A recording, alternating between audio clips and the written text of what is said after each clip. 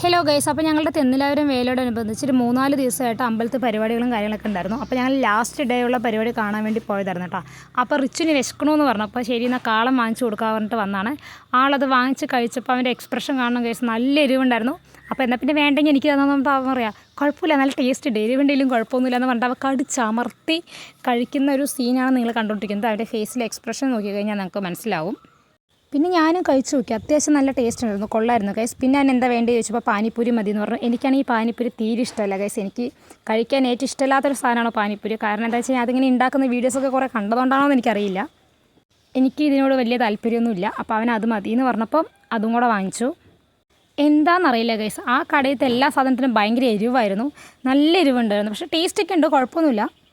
റിച്ചു അത് ടേസ്റ്റ് ചെയ്തിട്ട് എക്സ്പ്രഷൻ എങ്ങനെയുണ്ടായിരുന്നു എന്നുള്ളത് നിങ്ങൾ തന്നെ നോക്കുക ഗൈസ്.